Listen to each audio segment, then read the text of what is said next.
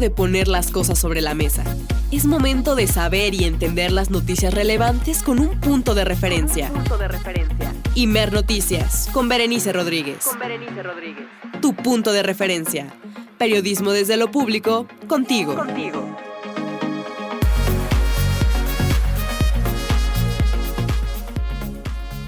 Buenas tardes, es la 1:00 p.m. en punto, hora Ciudad de México, y estás escuchando Imer Noticias, tu punto de referencia. Yo soy Berenice Rodríguez y si nos lo permites te acompañaremos durante las próximas 2 horas con toda la información que necesitas para estar informada, informado o informade. Antes de comenzar, como siempre, agradecer a todo el equipo que hace posible esta transmisión y también al proyecto Imer Noticias, tu punto de referencia, y al Sistema Nacional de Noticiarios, y también a ti que nos estás sintonizando y queremos leerte precisamente desde dónde nos escuchas. Te puedes comunicar con nosotras y nosotros a través de nuestras redes sociales. Estamos como Imer Noticias en Instagram, en Facebook, en Twitter, ahora X, o bien nos puedes mandar un mensaje o un saludo en audio a nuestro número en cabina, que es el 55 66 31 24 27. Ahí nos pueden mandar saludos, comentarios, opiniones, y también nos pueden ayudar a contestar la pregunta del día, que es: ¿ustedes han pensado en algún punto tener hijos, hijas, infancias? Si sí, ¿cuál es la respuesta? ¿Por qué? ¿Y cuáles son los factores que determinan que nos animemos sí o no a tomar esta decisión? También agradecer del otro lado de la cabina, están en operación con nosotras y nosotros José Luis Plasencia, y en producción Sofía Gutiérrez. Ahora sí, comenzamos con la información de este día 4 de junio.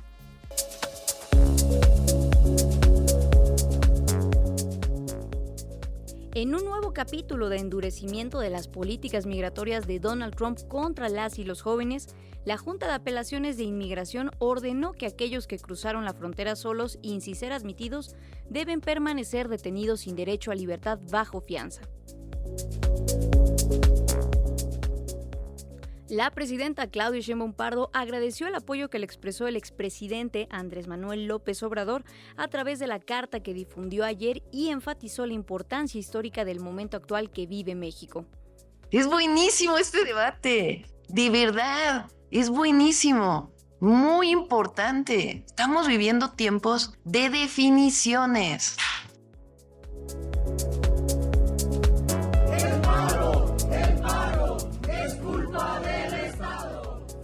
En el cuarto día consecutivo de movilizaciones, integrantes de la Coordinadora Nacional de Trabajadores de la Educación, CENTE, protestaron contra la toma de casetas en el centro del país. La dirigente de la sección 22, Jenny Pérez, insistió en que las respuestas del gobierno no cubren las exigencias del magisterio. No cubren nuestras demandas centrales. En ese sentido, nuestra exigencia sigue siendo puntual. Respuestas claras a las demandas que ya hemos planteado a este gobierno que cabeza la presidenta de la República, Claudia Sheinbaum Pardo. México y la región registran una caída histórica en la migración irregular. Los flujos se redujeron en 87% en 2025, según el más reciente informe de estadísticas migratorias. Con movilizaciones en todo el país, jóvenes en Colombia defienden el proyecto del candidato del Pacto Histórico, Iván Cepeda, quien va a segunda vuelta de las presidenciales el próximo 21 de junio contra el candidato de derecha, Abelardo de la Espriella. Mantén tu punto de referencia informativo. Imer Noticias con Berenice Rodríguez.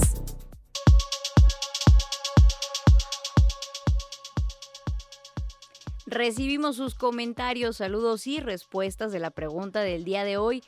¿Tú quieres tener hijos? ¿Te lo has planteado? O si ya los tienes también, ¿cuáles fueron los factores que tomaste en cuenta para tenerlos o no? Y también, ¿cuáles son las preocupaciones o reflexiones en torno a esta decisión tan importante?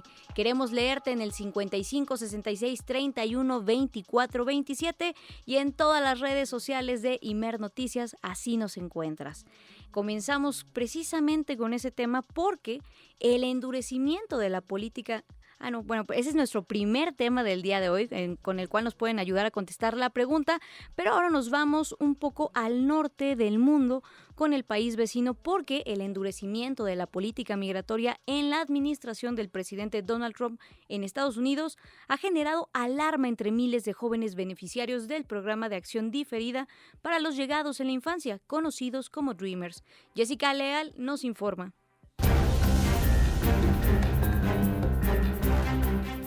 Los jóvenes llevados a Estados Unidos cuando eran niños, los Dreamers, enfrentan una incertidumbre creciente que amenaza su permanencia en ese país, su acceso al empleo e incluso su estabilidad emocional. El programa de acción diferida para los llegados en la infancia, el DACA, que se puso en marcha en 2012 bajo la administración de Barack Obama, otorga protección temporal contra la deportación y autorización de trabajo a personas migrantes que llegaron antes de los 16 años a Estados Unidos, que han residido continuamente en ese país y cumplen otros requisitos. Aunque no ofrece un camino a la ciudadanía, ha permitido a más de 600,000 jóvenes estudiar, trabajar y construir vidas en el país que consideran su hogar. En enero de 2025, la Corte de Apelaciones del Quinto Circuito falló contra aspectos clave de este programa, declarando ilegal la autorización de trabajo en el marco de una demanda de Texas, aunque mantuvo las protecciones contra deportación para los beneficiarios actuales y limitó su alcance geográfico. A esto se suma la decisión del pasado martes 2 de junio por parte de la Junta de Apelaciones de Inmigración, que ordenó que las y los jóvenes que cruzaron la frontera solos y sin ser admitidos deben permanecer detenidos por autoridades migratorias sin derecho a libertad bajo fianza.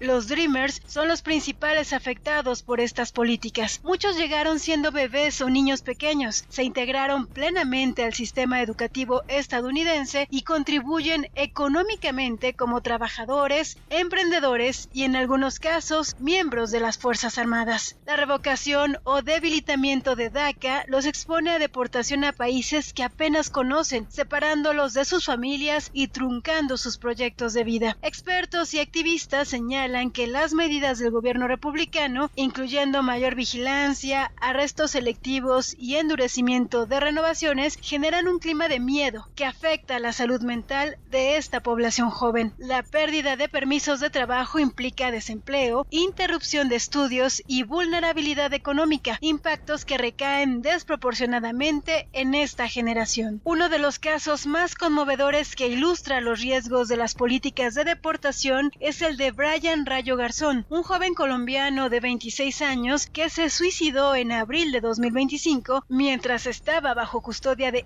ICE en la cárcel del condado Phelps en Missouri. Según reportes, Brian, quien presentaba síntomas de COVID-19, llevaba varios días en aislamiento. Suplicó atención psicológica y poder hablar con su madre, pero sus peticiones fueron ignoradas debido, según ICE, a problemas de personal y protocolos de cuarentena. Horas después fue encontrado inconsciente en su celda. Una autopsia confirmó el suicidio. Su madre, Adriana Garzón, ha denunciado las fallas en la atención de salud mental. ¿Y por qué lo digo que ellos lo mataron? Indirectamente lo mataron, porque mi hijo ya había pedido ayuda. Mi hijo se sentía mal, mi hijo se sentía con ansiedad. El caso de Brian forma parte de un repunte alarmante de suicidios en centros de detención del ICE que han alimentado protestas en varios estados. En Delaney Hall, un centro de detención operado por Geo Group en Newark, Nueva Jersey, cientos de detenidos iniciaron una huelga de hambre en mayo, denunciando comida en mal estado, ventilación deficiente, atención médica inadecuada y represalias. Durante más de una semana, decenas de personas han protestado por las condiciones en el centro de detención de personas migrantes, el más reciente foco de tensión en torno a las políticas migratorias del presidente Donald Trump. La situación se agravó cuando familiares de algunos detenidos denunciaron condiciones inhumanas. ¡No hay! ¡No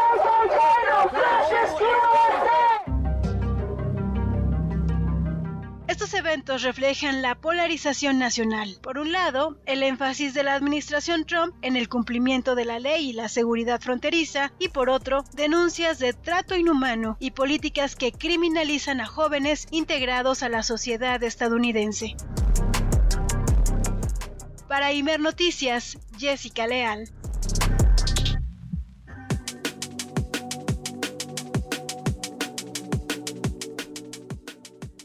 y precisamente para conocer de primera mano lo que está sucediendo con las y los jóvenes en Estados Unidos, nos enlazamos ahora con Itzel, que ella fue una de estas jóvenes que precisamente fueron beneficiadas por el programa DACA, conocidos también como Dreamers. Itzel, buenas tardes, ¿cómo estás? Hola, buenas tardes. Mucho gusto y gracias por la invitación. Muchas gracias por tomarnos la llamada, Itzel, sobre todo en este contexto que se está viviendo cada vez más recrudecido de la política migratoria de Donald Trump en contra de toda la población, pero también en específico de las juventudes. Desde tu perspectiva, ¿cómo ha cambiado estas nuevas leyes que está imponiendo el presidente Donald Trump con lo que eran los beneficiarios del programa DACA? Pues hasta eso, creo que decir que han cambiado las leyes en la esfera de DACA es mucho crédito. Lo que hemos visto son maniobras legales, trucos legales y cosas que son completamente falta de transparencia en los diferentes memos y órdenes ejecutivas que se están dando al Departamento de USCIS o al Departamento de Inmigraciones y Servicios, el cual está causando la muerte del programa por mil cortadas, ¿verdad? Estamos viendo retrasos de los permisos de trabajo, estamos viendo a más de 200 jóvenes de DACA que han sido detenidos por la administración y hemos visto, de hecho, diferentes tipos de declaraciones por parte del Departamento de Homeland Security, de Seguridad Nacional, el cual contradicen en sí lo que el estatus del programa de DACA trata de hacer, que es proteger a los jóvenes de deportación. Que es un panorama bastante preocupante, como ya lo decías, ni siquiera es un cambio de leyes como tal, sino maniobras legaloides que está aplicando la administración de Donald Trump. ¿Cómo interfiere esto directamente con los derechos de las y los jóvenes Dreamers? Bueno, pues sabemos que muchos de los activistas en el frente siempre han sido jóvenes, ¿verdad?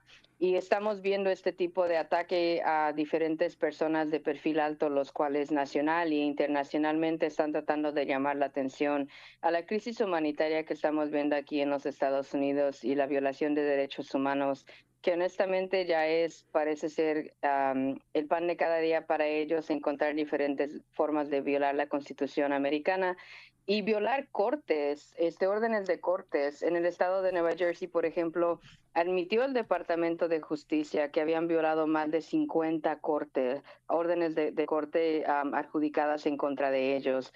Eso no tiene un precedente en la historia americana, entonces suma para recordarnos que todo lo que está pasando no es normal ni debe de ser normalizado y que las cortes tienen que hacer su trabajo y el Congreso últimamente tienen la responsabilidad de parar todo esto, poniendo en sí un camino a la ciudadanía, no solo para los jóvenes que son beneficiarios de DACA o si hubieran beneficiado del programa de DACA, ¿verdad? Porque está ahorita congelado, pero también para nuestros papás y muchas otras de las personas, miembros de nuestra comunidad que llevan décadas contribuyendo a este país y a su bienestar.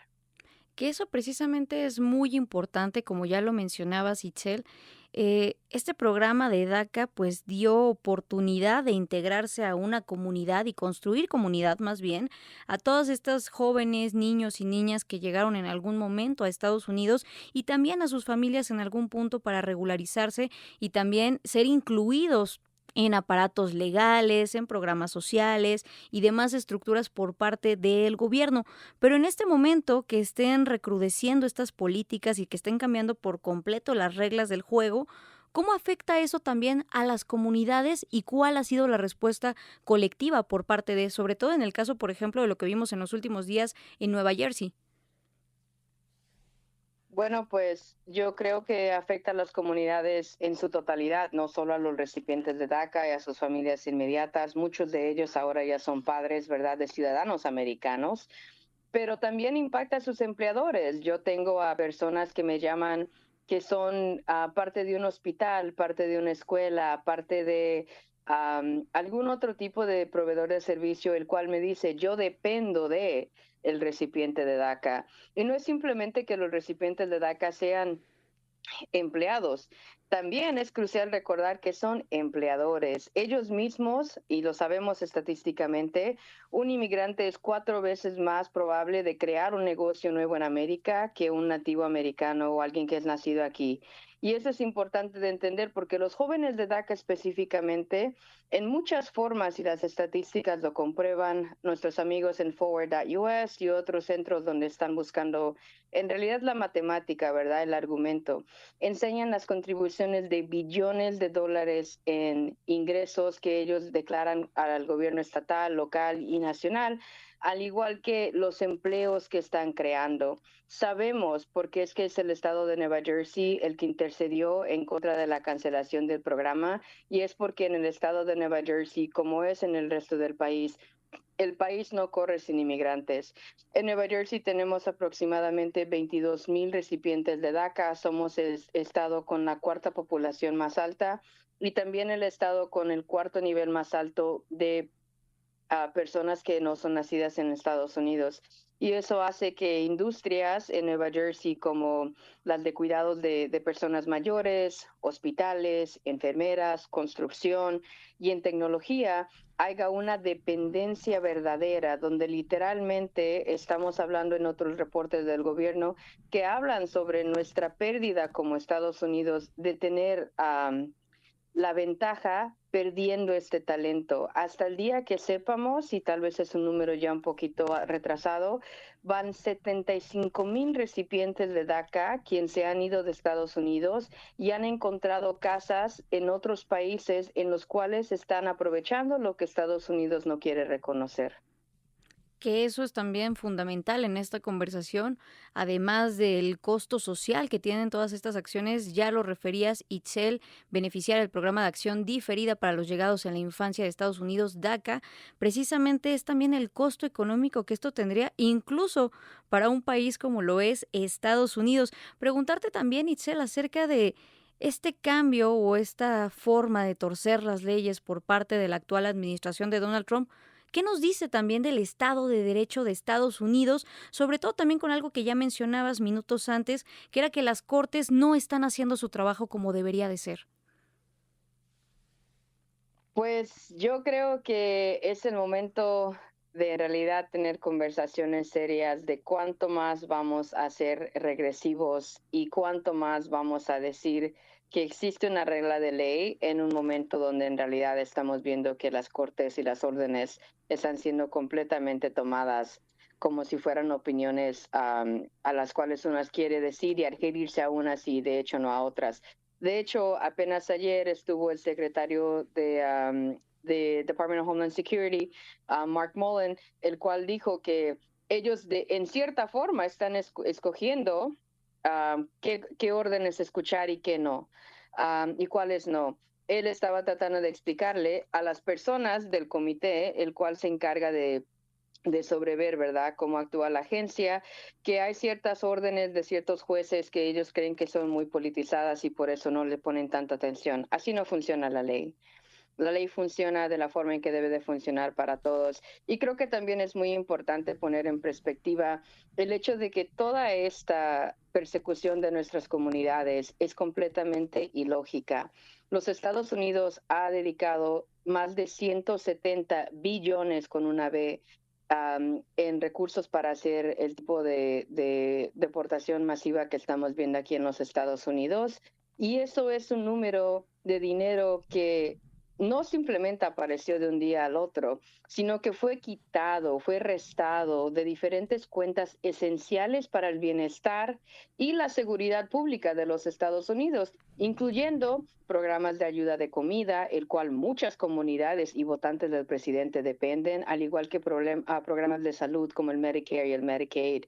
Entonces, en realidad creo que el momento en el que tenemos que tener como un país colectivamente es darnos cuenta que no vale la pena continuar terrorizando nuestras comunidades cuando hay tantas personas americanas el día de hoy que desesperadamente están pidiendo que su gobierno les ayude a dar lo más básico: comida, seguro de salud y un lugar que en realidad sea seguro. El estar en comunidades como el Minnesota, Los Ángeles, Carolina del Norte, New Jersey, nadie se siente más seguro con el gobierno federal en las calles. Por último, Itzel, también preguntarte acerca de, ¿crees que estas exigencias y demandas y hartazgo ante las políticas recrudecidas de Donald Trump pudieran influir directamente en las elecciones que se avecinan en noviembre de este año en Estados Unidos? Claro, y lo estamos viendo. El presidente acaba de perder por primera vez una de las carreras a las cuales alguien recibió su apoyo del presidente. Y lo que estamos viendo es números sin precedencia de personas que están afuera protestando a su gobierno, que se están movilizando. Y creo que es muy importante también entender quién es que se está sumando a esta lucha.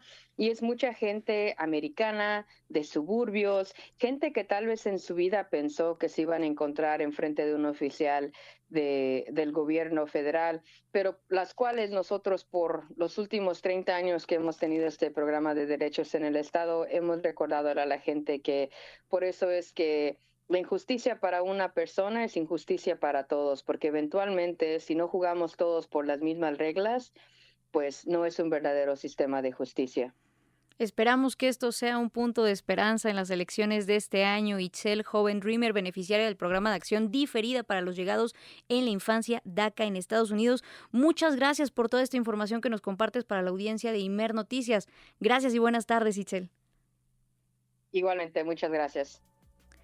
Pues ya lo escuchamos, así está la situación con estas políticas antimigratorias y antijóvenes también en Estados Unidos, en un contexto que ya lo señalaba precisamente Itzel. Es devastador para la población en general.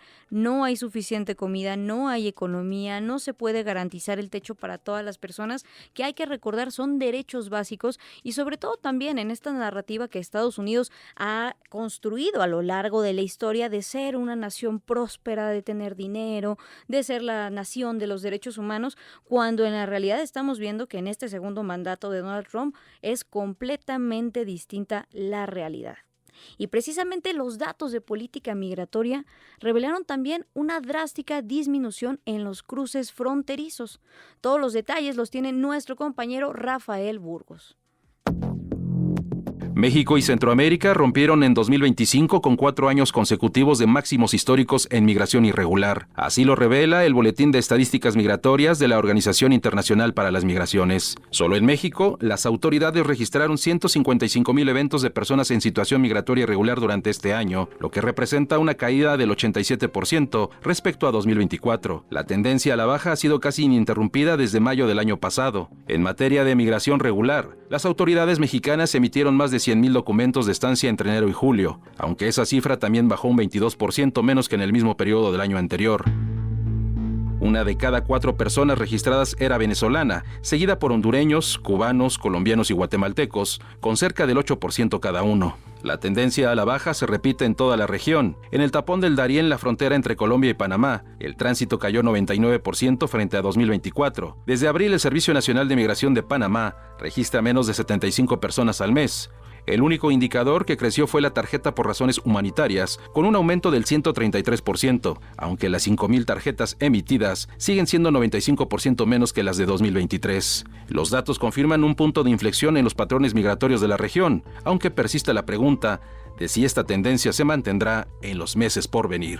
Informó para Imer Noticias, Rafael Burgos.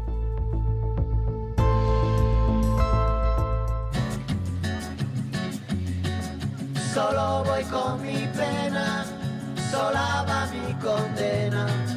Correré mi destino para burlar la ley, perdido en el corazón de la grande Babilón. Me dicen el clandestino por no llevar papel. Pa' una ciudad del norte yo me fui a trabajar. Mi vida la dejé entre Ceuta y Gibraltar. Soy una raya en el mar, fantasma en la ciudad. Mi vida va prohibida, dice la autoridad.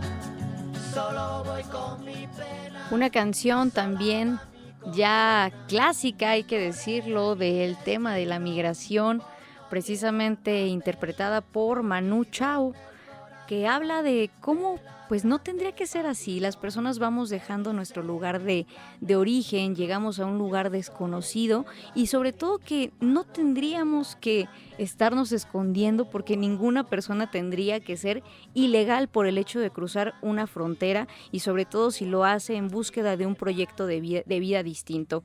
Ahí está esta reflexión por parte de Manu Chao. Insisto, una canción que ya es clásica en el tema. Pero ahora continuamos con más información.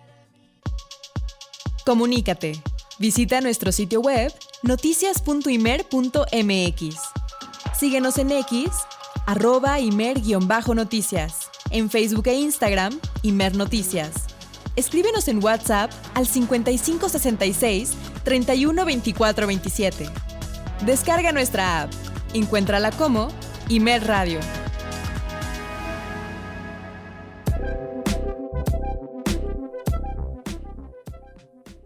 La presidenta Claudia Sheinbaum Pardo agradeció al expresidente Andrés Manuel López Obrador por el apoyo que le mostró en la carta que difundió el día de ayer en sus redes sociodigitales, en la cual, además de expresarle su respaldo, afirmó que el actual mandatario de Estados Unidos, Donald Trump, es muy distinto al que él conoció durante su sexenio.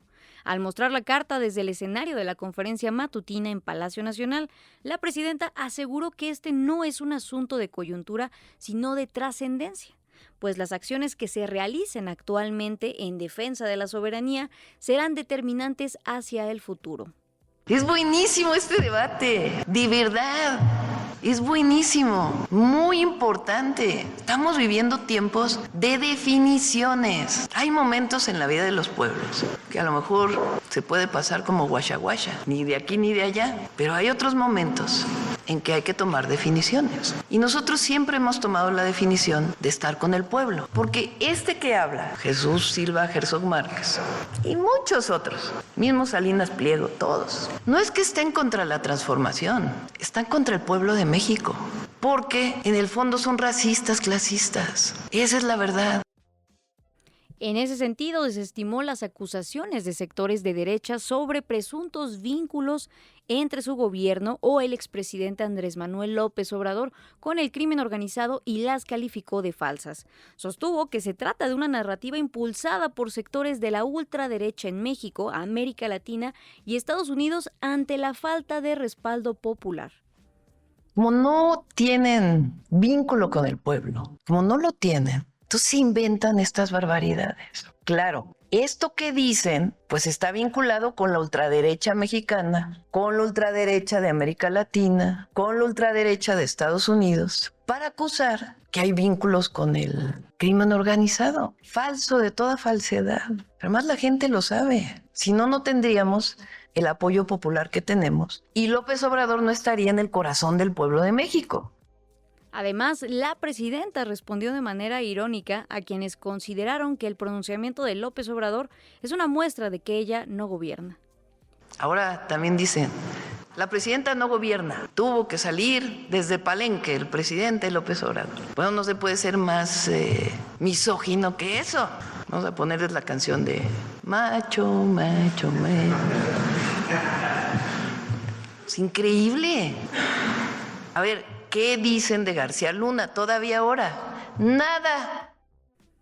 Ahora es importante este mensaje que precisamente publica el día de ayer el expresidente Andrés Manuel López Obrador, porque hay que recordar lo que sucedió hace casi 6 meses, en noviembre del año pasado, y es precisamente otra publicación que hizo el presidente, en la cual a través de un video decía muy claramente que él solo saldría a las calles o volvería a reaparecer si bien ocurrieran 3 escenarios.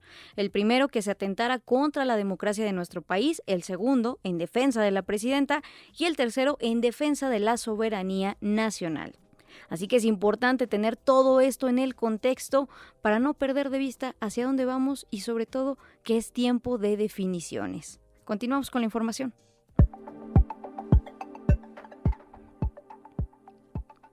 A 7 días de la inauguración del Mundial de Fútbol, se han realizado cientos de acciones y se ha trabajado en 2 ejes fundamentales para llevarla a cabo, informó la coordinadora del Gobierno de México para la Copa del Mundo, Gabriela Cuevas. La información de la conferencia matutina la tenemos ahora con nuestra compañera Sofía Ramírez. Sofía, buenas tardes. ¿Qué tal, Berenice? Buenas tardes. Así es, pues justamente estamos a una semana de que inicie el Mundial en nuestro país y por ello pues se han realizado cientos de acciones y se ha trabajado en 2 ejes fundamentales para llevar a cabo todo este pues gran evento. Y por ello Gabriela Cuevas, coordinadora de los trabajos del Gobierno de México para el Mundial 2026, aseguró que México ya ha metido muchos goles, pues se ha cumplido con el compromiso adquirido con la FIFA, de manera que el gabinete en conjunto ha trabajado en atender diversas áreas como salud, seguridad, relaciones exteriores, cultura, turismo, gastronomía, ciencia y tecnología, y todo se ha desarrollado en los últimos meses, además de que a partir de esta semana se intensificarán estas acciones. Vamos a escuchar cómo lo dijo. En cada uno de nuestros trabajos participaron, desde luego, todas las dependencias involucradas, las infraestructuras, seguridad, Profeco, Relaciones Exteriores, ANAM, los grupos aeroportuarios, los gobiernos locales, entre otros. México está listo también y aquí coloca 2 goles muy importantes que vimos a nuestra presidenta hace unas semanas y que son precisamente el tren Felipe Ángeles y la renovación del Aeropuerto Internacional de la Ciudad de México. Asimismo, Rommel Pacheco, director de la Comisión Nacional de Cultura Física y Deporte, pues él destacó que se realizó la Copa 2026, donde participaron 2.963 equipos y 59.253 jugadores. Esta Copa pues pretende que sean las canteras de los futbolistas seleccionados nacionales y convertidos en profesionales, por lo que no es solo un programa de coyuntura, sino un programa permanente. Vamos a escuchar. Y los campeones y campeones de estas copas, Copa CONADE, que son las categorías de 15 en adelante, son los que pasan a la Supercopa. La Supercopa, los ganadores son los que ya forman parte y forman la selección nacional tanto varonil como femenil y son los que representan a nuestro país en esas categorías. Y de ahí son canalizados ya los equipos profesionales donde ya se les da un seguimiento y van a las canteras. En niños las categorías empiezan desde 14 y 15 donde no los pueden firmar porque todavía son menores, pero ya pueden ir a los dormitorios y canteras de cada uno de los equipos profesionales, y de las mujeres de 17 para arriba es cuando ya se les da ese seguimiento y de ahí brincan a lo profesional. Y bueno, es lo que esa conexión que la presidenta busca a través de estas canteras. Así, pues el objetivo, Berenice, de este Mundial Social es crear una plataforma para que los niños y las niñas que practican este deporte sean los profesionales en el futuro en el fútbol, y que el Mundial no solo sean los partidos y dure una semana, sino aprovechar la actividad del fútbol y llevar estas actividades desde los lugares más alejados hasta las grandes ciudades, en donde la población pueda ver el fútbol de una manera distinta y aplicada en su contexto, incluso en las actividades cotidianas. Hasta aquí mi reporte, Berenice. Buenas tardes. Sofía, muchas gracias, y sobre todo porque este tema es fundamental, ya que es importante que todas estas políticas y programas perduren más allá del evento deportivo. Muchas gracias y buenas tardes. Hasta luego, buenas tardes. Pues como ya lo escuchamos, precisamente todas las acciones de infraestructura, de programas y de actividades buscan tener un trasfondo social que perdure más allá del tiempo de lo que son los días de los partidos y del mundial como tal en nuestro país. Y precisamente esa es la idea que hay detrás de hacer de este evento de talla internacional un mundial social. Cómo hacer una experiencia incluyente y que respete los derechos humanos de las y los mexicanos y también de todas las personas que nos visitarán en los próximos días de este evento de fútbol que es, insistimos, pues muy importante a nivel mundial. Y precisamente de cara al Mundial 2026, diversas empresarias, funcionarias y legisladores afirmaron que es una oportunidad para promover la inclusión económica de mujeres emprendedoras. Resaltaron que este encuentro deportivo no solo se trata de fútbol, sino de turismo, inversión y desarrollo regional, porque como ya lo decíamos, las mujeres en este momento están siendo protagonistas de la vida pública de nuestro país y obviamente en ello también está este evento que es el Mundial de Fútbol 2026. Toda la información la amplía nuestra compañera Claudia Telles. Claudia, buenas tardes, adelante. Bere, buenas tardes, un saludo para ti, para el auditorio. En la ceremonia de apertura del Foro Global Empresarial Las Mujeres Empresarias en la Economía del Mundial México 2026, empresarias, funcionarias y legisladores afirmaron que es una oportunidad para promover la inclusión económica de mujeres emprendedoras. En el evento que se llevó a cabo en el Senado, resaltaron que este evento no solo se trata de fútbol, sino de turismo, inversión y desarrollo regional. Participantes en el Foro Bere señalaron que la FIFA y la Organización Mundial de Comercio proyectan un impacto global económico de 80,100 millones de dólares del Mundial. Indicaron además que según el Instituto Belisario Domínguez, México, como sede de 13 de los 104 partidos del Mundial, recibirá a poco más de 5 millones de visitantes con una derrama económica de unos 3 millones de dólares, cifra superior a lo que deja el Gran Premio de México de la Fórmula 1. De ahí que destacaron que en esta justa deportiva las mujeres están llamadas a ser protagonistas. África Miroslava Cepeda Peña, en representación de la Secretaría de Relaciones Exteriores, enfatizó que la participación de las mujeres en la toma de decisiones es crucial. Actualmente representa solo el 14% en consejos de administración y el 43% en puestos internacionales. Destacó que la Copa Mundial de la FIFA 2026 se presenta como una oportunidad para promover la inclusión económica. Vamos a escuchar.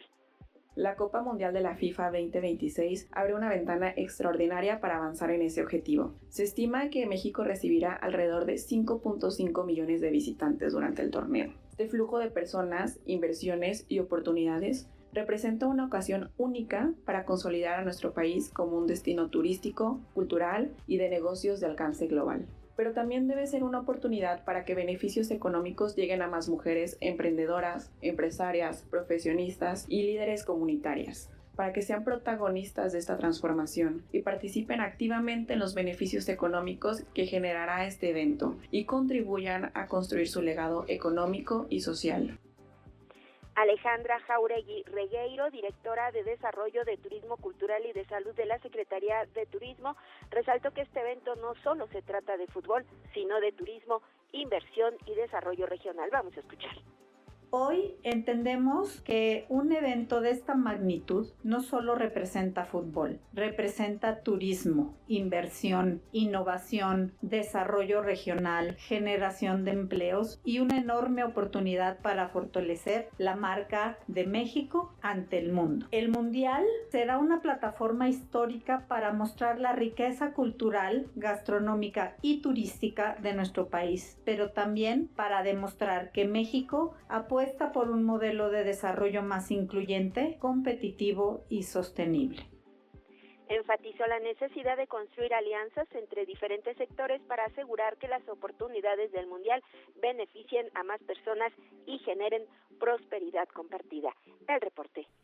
Claudia, muchas gracias y sobre todo también que se haga realidad el tiempo de mujeres en este evento mundial. Gracias y buenas tardes. Hasta luego. Continuamos con más información. Es la 1:00 con 37 minutos.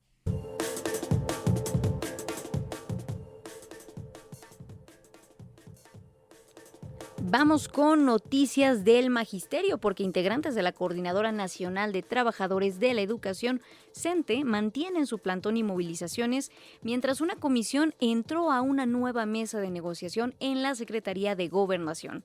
Los maestros expresaron su rechazo a la propuesta de desaparecer el UCICAM, ya que, insisten, no resuelve sus demandas centrales, que son la abrogación de la ley del ISSSTE de 2007 y una reunión directa con la presidenta Claudia Sheinbaum. Tenemos más información con nuestro compañero David Pérez de la Tejeda. Buenas tardes, David. ¿Cómo están, Vero? Buenas tardes a toda la audiencia. Ya estamos aquí afuera de la Secretaría de Gobernación, donde ya salieron este comité de negociación y los dirigentes de la CENTE, sin una respuesta aún, sin un acuerdo todavía. Tienen una pequeña propuesta o un camino, así lo dijeron, para tratar lo de la abrogación de la ley del ISSSTE y la cuestión de las pensiones, pero lo van a analizar hoy por la tarde otra vez en su asamblea. Sin embargo, ellos dicen y aseguran que no hay voluntad del gobierno. Previo a esta reunión, que duró aproximadamente 3 horas, pues la dirigencia del comité negociador de la CENTE, pues nuevamente se hizo una conferencia de prensa previa a entrar a esta reunión. Y pues bueno, ahí comentaron que la propuesta que les había hecho ayer el gobierno federal pues no cubría sus demandas. Esto comentó Jenny Pérez, quien es dirigente de la sección de Oaxaca.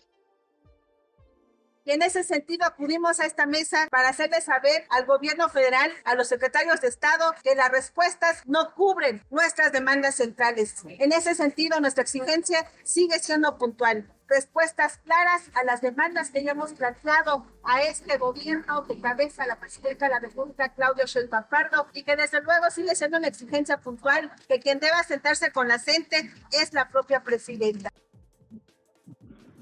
La dirigente oaxaqueña fue enfática en que si hoy el gobierno federal no les brindaba una respuesta que cubra sus demandas, las manifestaciones y plantones seguirán. Esto comentó. Si este gobierno, como lo dice en el discurso, que tiene voluntad de resolver nuestras demandas, realmente tienen respuesta a lo que hemos planteado. De no ser así, también los propios espacios del movimiento, nuestras asambleas en cada una de las secciones, nuestra Asamblea Nacional Representativa, nuestra consulta en las bases, sabrán hacerlo. Sin duda alguna, hemos manifestado que aquí es responsable de que la huelga nacional haya iniciado a partir del 1 de junio es el gobierno federal. Por su parte, el dirigente de la sección 9 de la Ciudad de México, Pedro Hernández, indicó que no los une nada a la ultraderecha como se les está acusando. ¿Esto comentó? Bueno, es su narrativa. Nosotros somos parte de un movimiento que lucha por los derechos de los trabajadores y que está con el pueblo. Como te decía, Bere, pues salieron de esta reunión todavía sin una respuesta que les satisfaga. Se van a reunir en la tarde otra vez en su asamblea que hacen y de ahí determinarán qué sigue, si mañana vuelven a regresar a Gobernación para tener otra reunión o toman otro camino en lo que están haciendo de demandas y de plantones y sobre todo las manifestaciones. David, por el día de hoy se tienen planeadas algunas otras acciones de movilización, sobre todo marchas o bloqueos. Hoy todavía tenían planeado hacer en la caseta de Tlalpan, levantaron plumas, decía uno de los dirigentes, no estamos recibiendo dinero, estamos dejando solamente pasar a la gente, también en la caseta de Puebla, hasta ahorita esos son los movimientos, se van a volver a reunir y van a replantear qué van a hacer o qué otros movimientos van a hacer para la tarde y sobre todo para mañana. Bueno, pues estaremos muy al pendiente otra vez de qué resulta de estas negociaciones por parte del magisterio con el gobierno y las autoridades, David, y también pues ojalá insistimos en que haya diálogo por ambas partes y se pueda dar una respuesta a esta situación que es bastante compleja porque por un lado tenemos demandas legítimas de las y los maestros y por otro una realidad pues difícil para responder a todo esto que se está pidiendo por parte del magisterio. David, buenas tardes. Buenas tardes. Precisamente ya lo comentábamos ahora con David Pérez de la Tejeda. Es un contexto bastante complejo el que se presenta ahora con las demandas de la coordinadora, porque recordemos, no son exigencias que surgieron de la nada, llevan muchos años, incluso mucho antes del 2018, pero también hay una cuestión pues aritmética de números con las cuales el presupuesto de la federación se ve comprometido si intenta resolver cómo se piden estas demandas. Sin embargo, estas demandas son legítimas y también recordar el actuar de el movimiento magisterial ha tenido una larga y amplia trayectoria histórica en lo que es nuestro país y también la lucha social de México. Antes de irnos una pausa, les recordamos como siempre nuestras redes sociales. Estamos en Imer Noticias, en Instagram, Facebook, también en Twitter. Y queremos que nos ayuden a contestar la pregunta del día de hoy. ¿Ustedes han pensado en tener hijos? O si ya los tienen o si no los decidieron tener, ¿cuáles fueron los factores que influyeron en esa decisión? Porque precisamente México está viviendo un momento también muy particular en el cual la tasa de personas que están teniendo hijos está bajando de manera acelerada y la población está envejeciendo. De eso platicaremos en unos minutos más, pero ahora nos vamos a una pausa. Para que el ruido informativo no te confunda, necesitas un punto de referencia. Imer Noticias con Berenice Rodríguez. Tu punto de referencia.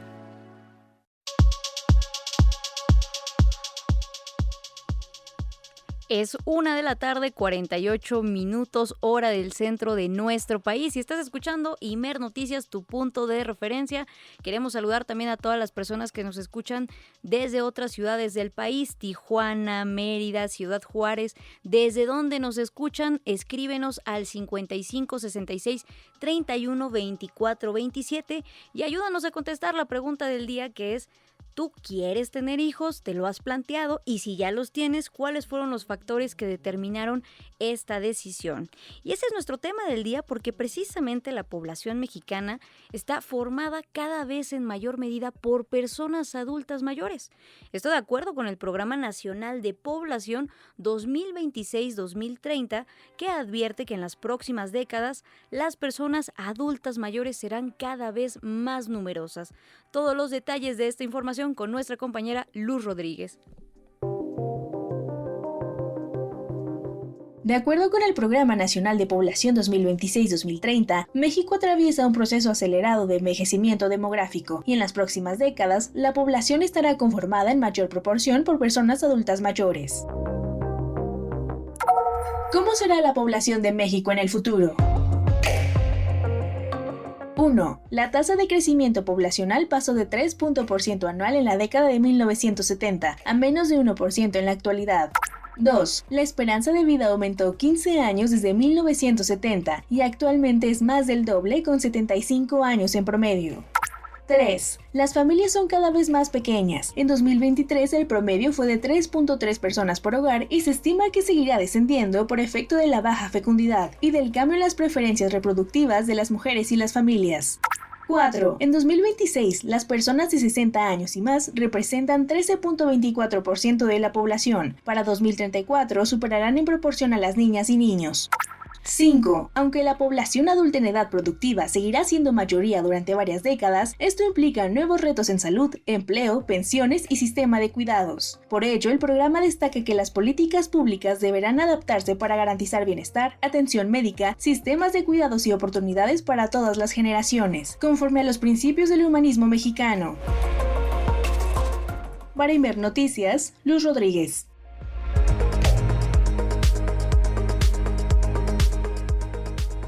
Para conocer más detalles de cómo está cambiando la población en nuestro país, ahora nos comunicamos con el doctor Víctor Manuel García Guerrero. Él es profesor investigador del Centro de Estudios Demográficos Urbanos y Ambientales, CEDUA, del Colegio de México. Buenas tardes, doctor, ¿cómo se encuentra? ¿Qué tal? Buenas tardes por allá, Berenice. Muy bien, muchas gracias. Un saludo para ti y todo tu auditorio. Muchas gracias por tomarnos la comunicación, doctor Víctor Manuel García Guerrero. Pues para empezar, ¿cuál es la situación actual que se vive en cuestión demográfica en nuestro país? Porque ya sabemos que somos muchos jóvenes, pero ¿eso qué implica? Bueno, a pesar de que tenemos una mayor proporción de población joven, digamos que la tenemos no en las mejores condiciones como para aprovechar el bono demográfico, en el sentido de que digamos que el país tuvo que haberse preparado desde hace varios años en materia de educación, salud y empleo para poderle darle frente a los retos que el proceso de envejecimiento que se avecina ya a la vuelta de la esquina nos plantea. Para las personas que nos están escuchando, doctor Víctor Manuel García Guerrero, rápidamente, ¿qué es el bono demográfico para dimensionar mejor? El bono demográfico se considera, es digamos un indicador en donde uno compara la población que se considera como dependiente, o sea, todas las personas que están en edad escolar, las menores de 15 años y las que están en retiro, las mayores de 65 años, respecto a las poblaciones que están en edades laborales entre 15 y 64. Es un simple cociente, es una simple división de estas dos poblaciones, las personas dependientes o consideradas dependientes y las personas en edad laboral. Entonces, digamos que en unas primeras etapas, donde hay una mayor proporción de población, digamos, infantil, digamos por ahí de los años 70, 80, casi los 90, esta proporción era, digamos, mayor, llega a un nivel mínimo en el que, digamos, se considera como la mayor oportunidad para poder aprovechar digamos, esta mayor cantidad de gente en edades laborales, y después se comienza a incrementar, en el sentido de que comienza a disminuir la población en edad infantil y se comienza a incrementar la población en edad, digamos, de retiro. Y es ahí donde los mayores retos comienzan, porque digamos que no es lo mismo la inversión que tiene que hacer un país para la población infantil que para la población en retiro, ¿no? Y sobre todo en sistemas, digamos, incipientes o como el que tenemos en México en cuestiones de seguridad social. También preguntarle, doctor Víctor Manuel García Guerrero, profesor investigador del Centro de Estudios Demográficos, Urbanos y Ambientales del Colmex, ¿por qué se está dando esta reversión del bono demográfico en México? Es decir, ¿por qué ya estamos envejeciendo de manera acelerada y pareciera que no está aumentando la población como en algún momento se hizo? ¿Por qué no hay nuevos nacimientos? No, bueno, eso es más que la falta de nacimientos, esto se debe principalmente a que estamos viviendo más, ¿no? Estamos llegando a edades más longevas y eso hace que la proporción de personas digamos, consideradas en edad de retiro mayores de 65 años, pues es cada vez mayor, ¿no? Sí se debe en cierta parte a que está disminuyendo la fecundidad, pero es principalmente debido a que estamos sobreviviendo más y es una buena noticia, ¿no? En principio, es parte, digamos, del proceso de desarrollo de muchos países. En Europa, donde me encuentro actualmente, pues se vive todos los días, digamos, una población envejecida, una población, digamos, con edades avanzadas, pero aquí la cuestión es, más allá de demonizar una población envejecida, pues hay que ver qué oportunidades se ofrecen, ¿no? México, por ejemplo, tendría que haber invertido, como ya lo mencioné anteriormente, en educación, salud y empleo para poderle hacer frente de manera virtuosa a un proceso de envejecimiento que se avecina. No estamos en él todavía, estamos en ese proceso, estamos comenzando ese proceso de envejecimiento, pero todavía no estamos en él. Y de hecho, hasta donde nos dicen las proyecciones de población, hacia el año 2070, la mayoría de la población va a estar en edades laborales. Y eso significa que tenemos oportunidades para hacerle frente a los retos en materia de seguridad social, pensiones, cuidados que se avecinan en materia de envejecimiento. Es decir, todavía estamos a tiempo de poder pues generar las condiciones necesarias para cuando toda esta población, que ahorita todavía somos personas jóvenes, envejezcamos, tengamos pues una vejez con dignidad, valga la pena decirlo. También preguntarle, doctor, ¿cuánto ha aumentado la esperanza de vida en México? ¿Cómo ha cambiado eso? Híjole, esa es una mala noticia porque desafortunadamente desde el año 2006, que fue cuando comenzó la guerra contra el narcotráfico, la esperanza de vida al nacimiento se ha estancado en el país, y tanto para hombres como para mujeres. Y esto, en estudios previos que hemos realizado, hemos evidenciado que se debe principalmente al incremento dramático que ha habido en la cantidad de homicidios. Y no recientemente, digamos desde el año 2010, en la cantidad de feminicidios que ha habido en el país. Entonces, en las personas en edades avanzadas, digamos que la principal causa de muerte es las enfermedades endócrinas y las cardiovasculares, ¿no? En las cuales no se han atendido de manera eficiente como para garantizar un incremento en la esperanza de vida. Entonces, digamos que todo lo que se hizo en el siglo XX de incremento en la esperanza de vida, que realmente fue vertiginoso, y México era un ejemplo de cómo un país de ingreso bajo, ingreso medio en algún momento, había incrementado su esperanza de vida. Hoy por hoy pues, está estancada, ¿no? Digamos, y es algo que se ha visto, por ejemplo, en Estados Unidos con las muertes por desesperación, en donde en otro contexto, Estados Unidos también tiene un estancamiento en la esperanza de vida, pero por las muertes por el incremento de suicidios y muertes por abuso de sustancias, digamos, no permitidas. Tanto la violencia como también estos fenómenos que ya nos mencionaba doctor Víctor Manuel García Guerrero, profesor investigador del Centro de Estudios Demográficos Urbanos y Ambientales del Colegio de México. Además, también hay factores diferenciados que golpean directamente a las juventudes. Ya lo mencionaba, en México teníamos este panorama de la violencia que recrudeció en 2006 a partir de la guerra del narcotráfico de Felipe Calderón, y en Estados Unidos ahora estos fenómenos pues de desesperanza, también de la cuestión de las drogas y demás temas afines. También preguntarle acerca, doctor, de cómo ha sido diferenciado también el envejecimiento en México, es decir, no estamos envejeciendo todas las ciudades al mismo tiempo. En ese sentido, Ciudad de México lleva la delantera, lamentablemente. Bueno, otra vez, no hay que demonizar el envejecimiento. En realidad, podemos verlo como una situación en donde, por ejemplo, la Ciudad de México, pues ha tenido a bien garantizar o estar a la vanguardia en cuanto a desarrollo al interior del país, igual que otras entidades federativas como Jalisco o Nuevo León, y es por ello que la población ha disminuido su fecundidad en una cuestión de garantizar derechos reproductivos y tiene una mayor sobrevivencia. No así, por ejemplo, en los casos de Chiapas, Oaxaca y Guerrero, ¿no? Y Guerrero es un caso muy paradigmático, porque ahí ha sido golpeado por todas partes, ¿no?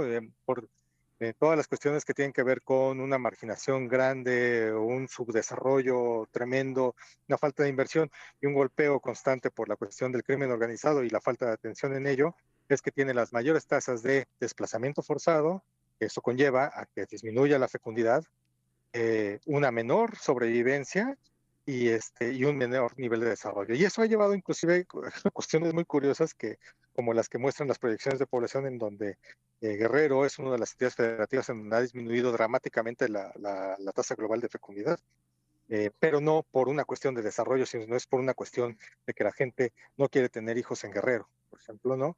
Y eso los va a llevar a un envejecimiento desigual, digamos, en donde no es propiciado por garantías del mismo desarrollo, ¿no? Chiapas, por ejemplo, se sigue manteniendo, digamos, muy rezagado en cuanto a los niveles de fecundidad y en cuanto a niveles de sobrevivencia, pero digamos que todas las entidades federativas vamos en el mismo camino, ¿no? Nuevo León, por ejemplo, tiene una cuestión en donde sigue creciendo demográficamente, pero es por una cuestión de incremento en la migración interna, ¿no? Y eso es por su cercanía con Estados Unidos y también porque han hecho spots bastante buenos en cuestión de desarrollo económico. Entonces, en ese sentido, digamos que la demografía ha estado supeditada a todas esas decisiones locales, estatales, en donde digamos que un común denominador es que ha hecho falta una visión de Estado común para que todas las entidades federativas sigamos caminando en un mismo camino, valga la redundancia, claro, hacia un desarrollo y hacia una demografía, digamos, común.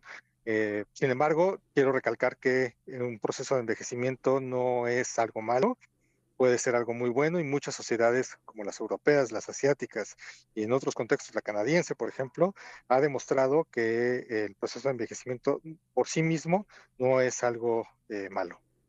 Que eso es lo más importante en esta conversación, doctor, tener todos estos datos a la mano precisamente para, ya lo decíamos, generar condiciones apropiadas para todos los grupos poblacionales de nuestro país, en la edad que sea que se encuentren, y también en este momento empezar a apostarle más, por ejemplo, a políticas del trabajo de cuidados, porque en algún punto las vamos a requerir de manera pues más puntual en las poblaciones mayores, aunque todas las edades tienen sus matices también en este tema.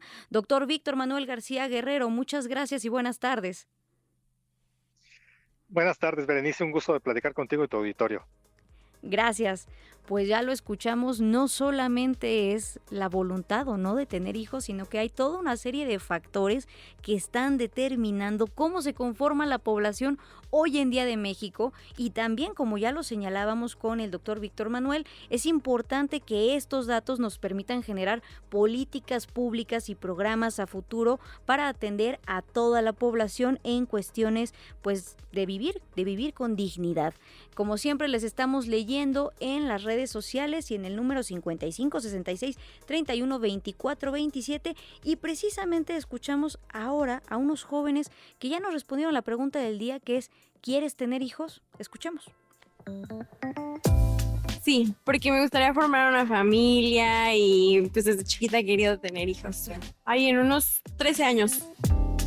A mí me gustaría tener un niño y una niña. Creo que a mí me gustaría bastante el poder enseñar a una persona desde cero, o sea, poder educar lo más que yo tuviera de conocimiento para poder dejárselo a ellos. Tener esos hijos, o sea, para que puedan disfrutar de esta bella vida.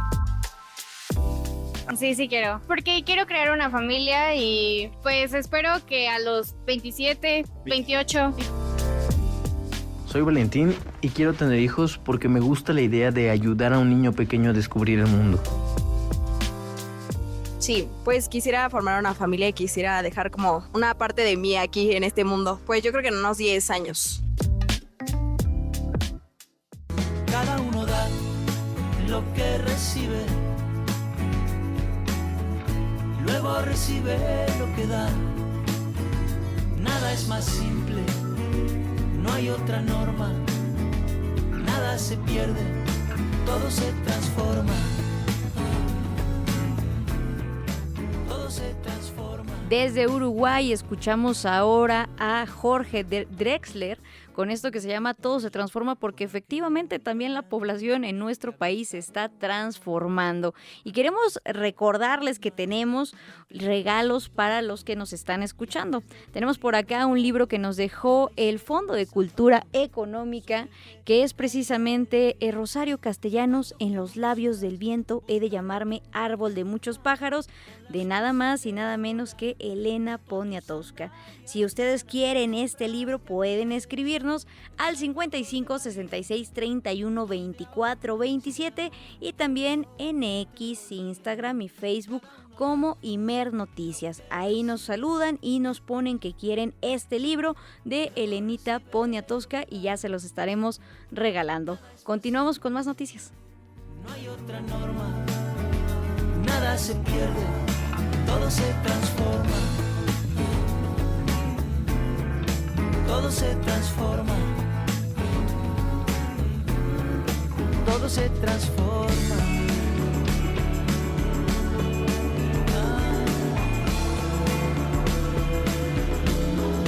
Todo se transforma.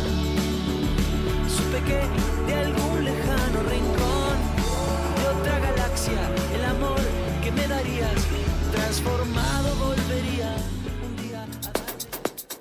Mantén tu punto de referencia informativo. Imer Noticias con Berenice Rodríguez.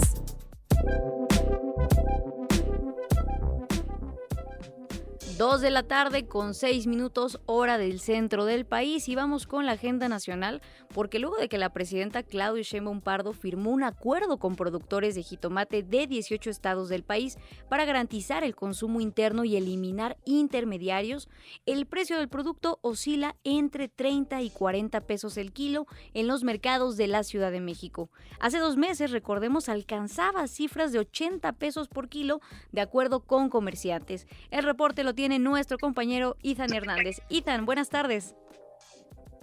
Buenas tardes, Berenice, a ti y a todo el auditorio.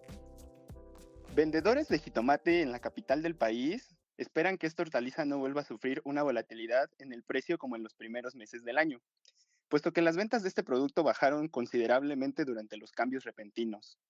Santiago Cárdenas, propietario de una verdulería en el Mercado de la Cruz, ubicada en la alcaldía Iztacalco, expresó que los clientes buscaban los mejores precios entre múltiples mercados y puestos ambulantes. La neta sí, un poco, porque pues de todos lados estaban buscando precios, ya lo tenían en 55, 60, ahora es que la gente buscaba dónde comprar.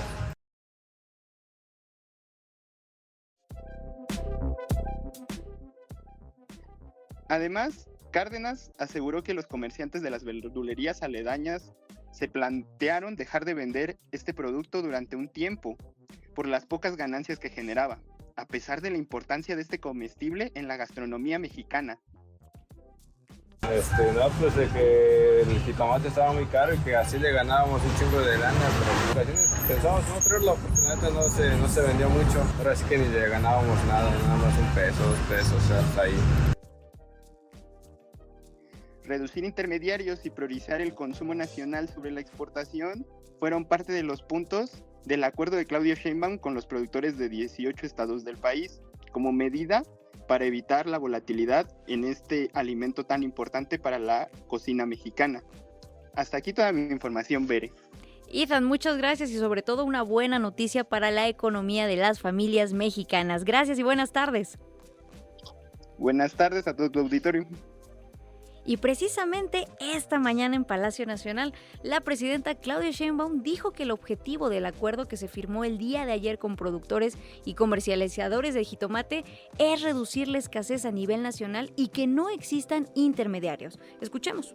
El jitomate se siembra en cerca de 25 estados de la República. Ayer estuvieron productores de 18 estados. Cuando hay un agricultor que siembra jitomate, normalmente tiene a alguien a quien se lo venda. Muchas veces ese alguien a que se lo vendes es un intermediario, que a su vez lo lleva a otro intermediario, que a su vez lo lleva finalmente a la central de abasto o de la central de abasto a la tienda de autoservicio o del intermediario a las tiendas de autoservicio. Entonces, lo que estamos buscando es disminuir esos intermediarios, que haya un acuerdo directo entre el productor y el que vende el jitomate, sea central de abasto o sea tienda de autoservicio o sea tianguis o cualquier otra forma de comercialización del jitomate. ¿Cómo se puede hacer esto? Bueno, cuando vas a sembrar el jitomate, pues que ya se determine a quién se lo vas a vender, pero no al intermediario, sino directamente a la central de abasto. ¿Qué tendría que ocurrir? Por ciertas condiciones para que se pueda trasladar el jitomate, aunque tengas poca producción, a la central de abasto. La presidenta explicó que también se busca que el jitomate se venda para el mercado nacional para que no haya escasez en el país.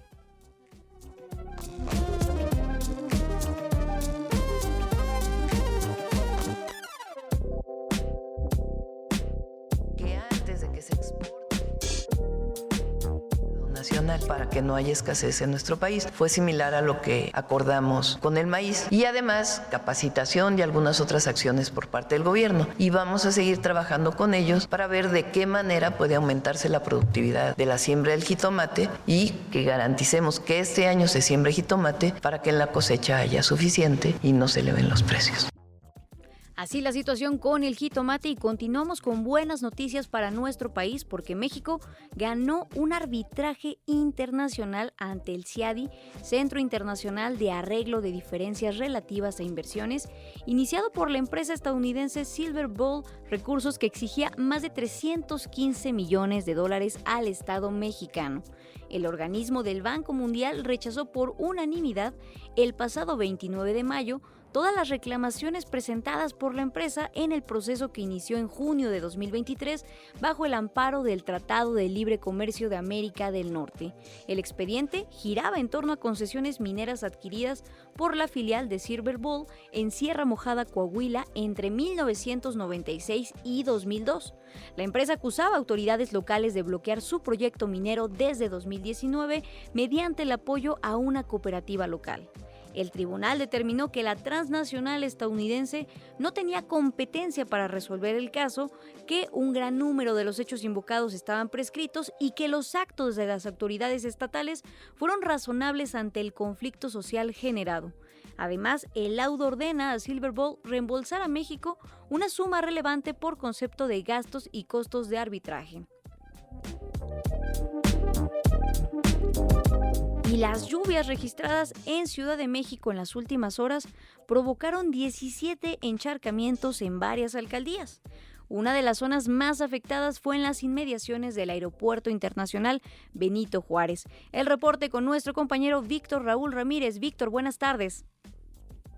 Entonces, Berenice Auditorio, así es, por las fuertes lluvias que se registraron durante la noche del pasado miércoles y la madrugada de este jueves en la Ciudad de México, provocaron la caída de 33 árboles, un poste caído también, 17 encharcamientos y 9 cortocircuitos.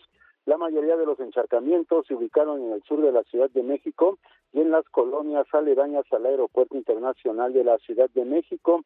Ante ello, los cuerpos de protección civil de la Ciudad de México llevaron a cabo las labores de desasolve y limpieza en las zonas más afectadas, y una precisamente de estas zonas fue la Colonia Federal, a un costado del Aeropuerto Internacional de la Ciudad de México.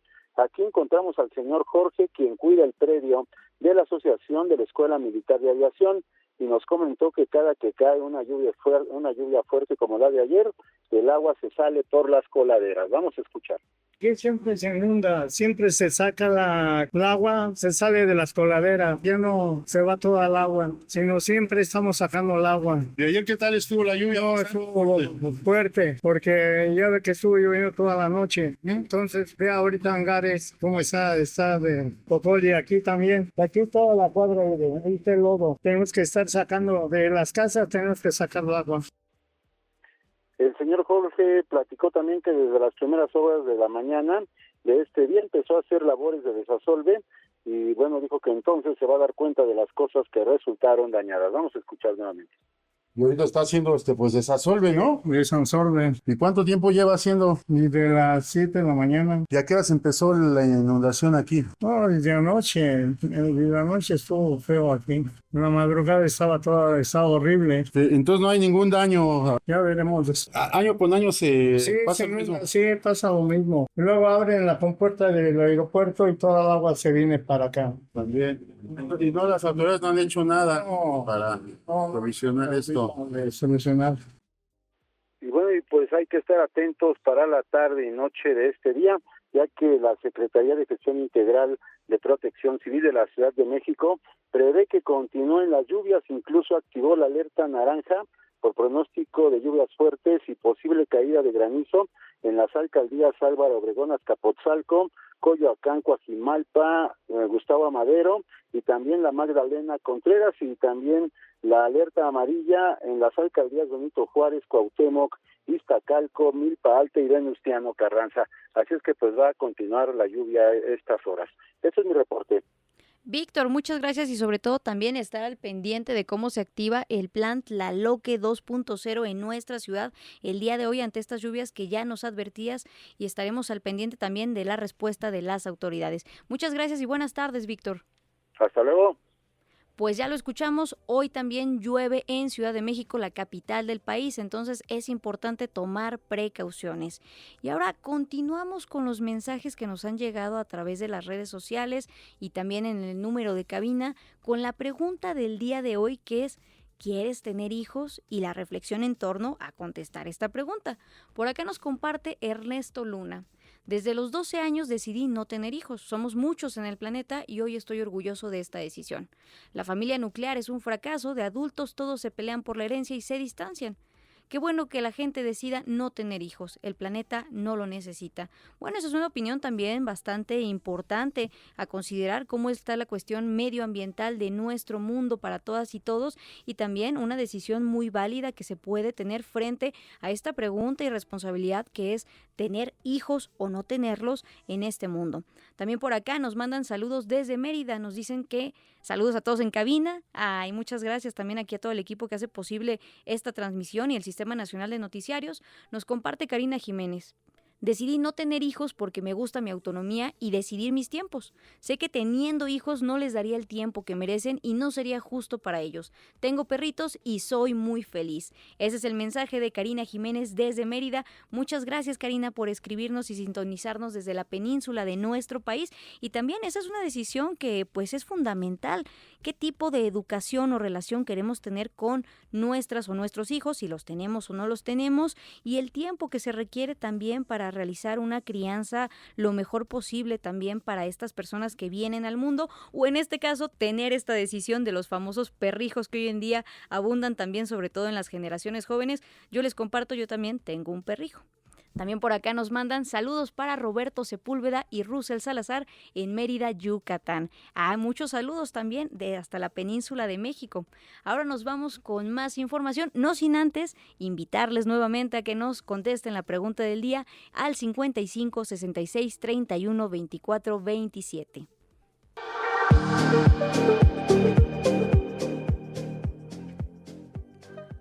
2:17 de la tarde y vamos con información internacional. Más de 3 millones de niñas, niños y adolescentes fueron víctimas del conflicto armado en Colombia, de acuerdo con informes oficiales. El escenario demuestra la forma en que este sector poblacional fue el epicentro del impacto de la violencia armada y por qué son las y los jóvenes quienes han salido a las calles en defensa del proyecto de izquierda que encabeza el candidato del Pacto Histórico, Iván Cepeda. Toda la información con nuestra compañera Fernanda López. El conflicto armado colombiano dejó entre 1985 y 2021 más de 3 millones de niñas, niños y adolescentes víctimas directas de distintos tipos de violencia, como desplazamientos forzados, amenazas, homicidios, confinamientos, desapariciones, declaración de actos terroristas, atentados, enfrentamientos y hostigamientos. De acuerdo con cifras de la Unidad para la Atención y Reparación Integral a las Víctimas, hasta el 2021 se contabilizó que 1 de cada 5 habitantes fueron víctimas directas del conflicto. En uno de sus múltiples informes sobre la población juvenil e infantil afectada por la violencia, la Jurisdicción Especial para la Paz, JEP, describió la forma en que los grupos armados, tanto paramilitares como guerrillas, reclutaron a niñas y niños infiltrándose en sus actividades y espacios, como escuelas y parques. Así lo explicó Oscar Parra, magistrado de la Sala de Reconocimiento de Verdad y Responsabilidad de la JEP, en una declaración pronunciada en abril. El reclutamiento y la utilización de niños y niñas ocurrieron en entornos rurales, de pobreza persistente, con una limitada o inexistente presencia estatal y una oferta precaria de servicios básicos. Estas condiciones incidieron en la incorporación temprana de niños y niñas a labores de trabajo irregulares, lo que profundizó vulnerabilidades preexistentes. A ese escenario se sumó algo que agravó el riesgo: la presencia cotidiana de las FARC-EP en la vida comunitaria. La organización armada llegaba a las escuelas, a los internados, a las canchas. En ocasiones, este grupo armado suplía servicios que el Estado no garantizaba, lo que facilitó el acercamiento directo a niños, niñas y a sus familias. Al comparar la distribución poblacional por género y edad, el informe de esta Unidad para Atención de Víctimas reconoció a los adolescentes y jóvenes entre los 12 y 28 años como el sector más vulnerable ante situaciones de conflicto armado, ocupando una diferencia notable en proporciones con un 35% en comparación con el resto de los sectores poblacionales. El 50% de todas las víctimas adolescentes y jóvenes del conflicto se concentran en los territorios de Antioquia, Bolívar, Valle de Cauca, Nariño, Magdalena y Choco, detalló el magistrado Pedro Díaz de la Sala de Reconocimiento de Verdad de la JEP. Eran jóvenes entre 17 y 30 años, orígenes afrodescendientes indígenas, con un alto grado de vulnerabilidad social y económico, porque estaban en regiones donde no tenían acceso a la educación y que por las condiciones económicas sociales tenían que estar allí. Es decir, eran víctimas, personas de esta región donde los actores armados precisamente hacían la guerra. Estas personas fueron estigmatizados y catalogados para justificar los hechos que se presentaban como operación militar. Se justificaban que eran guerrilleros. Llama la atención sobre cuáles eran las víctimas que se debían identificar y seleccionar para convertirlas como bajas en combate. En un acto de reparación, el gobierno de Colombia indemnizó recientemente por un valor total de 1.2 millones de pesos a 175 jóvenes mayores de 18 años víctimas del conflicto armado. Esto con el propósito de mejorar su calidad de vida y promover su acceso a la educación superior, vivienda y el desarrollo de emprendimientos. A este escenario se suma que en Colombia se han registrado 48 masacres que han dejado al menos 229 víctimas mortales, en lo que se ha considerado como el arranque del año más violento desde la firma del Acuerdo de Paz en 2016. Para Imer Noticias, Amelia Fernanda López.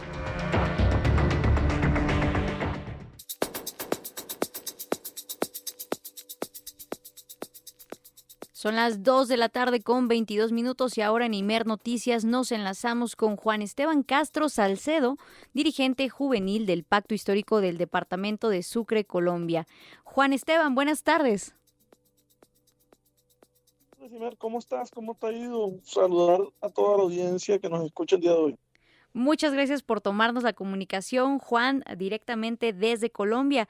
Oye, pues preguntarte acerca de estas movilizaciones que hemos visto y la participación juvenil en torno a la candidatura precisamente de Cepeda en esta primera vuelta de las elecciones que lamentablemente no se logró el triunfo y ahora estamos en espera de la segunda vuelta. Pero ¿cómo ha sido la participación de las personas jóvenes en Colombia en estas elecciones?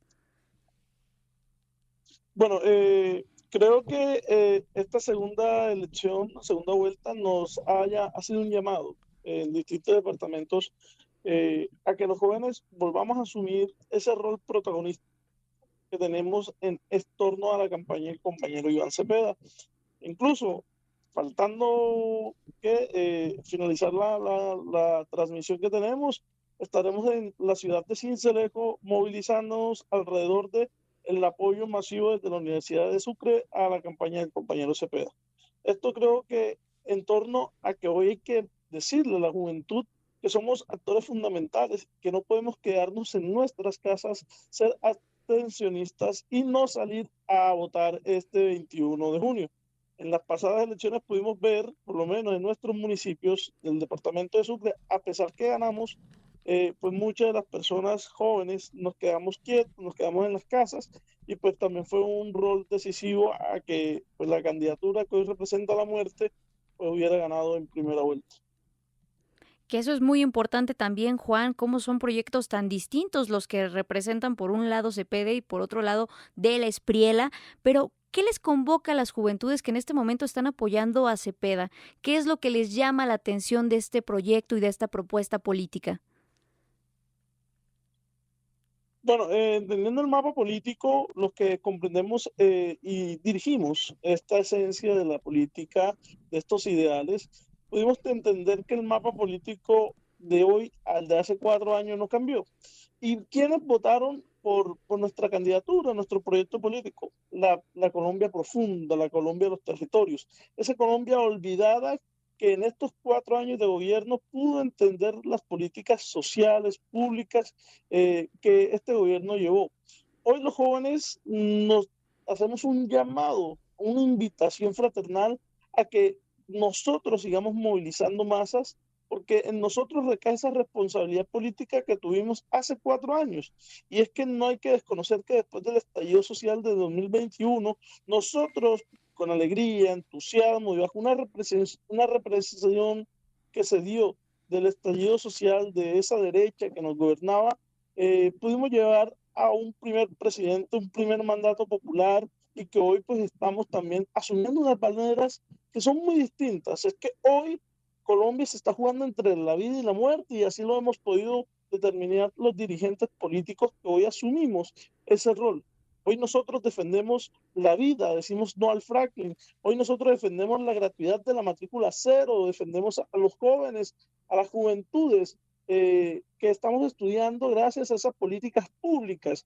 Y hoy hay una propuesta muy diversa, muy distinta, que pues lo ha dicho de frente sin miedo, sí al fracking, sí a la guerra, sí al odio, que ha demostrado que las grandes políticos tradicionales, los grandes dirigentes de la muerte, están hoy acompañando ese proyecto político.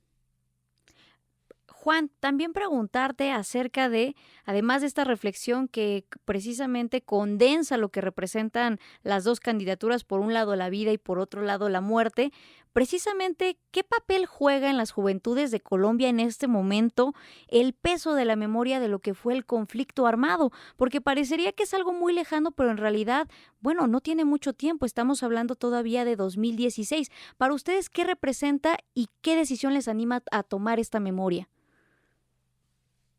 Tomar esta memoria significa no quedarnos en la casa. Tomar esta memoria significa asumir la responsabilidad política que tenemos en la historia. Hoy no podemos comprender, por lo menos departamentos como el nuestro, en el que ganamos, pero en el que tuvimos que vivir grandes situaciones de conflicto armado, donde para nadie es un secreto que bajo el logo de seguridad democrática de aquel expresidente Álvaro Uribe se mataban a los jóvenes con falsas ilusiones, se daban los falsos positivos.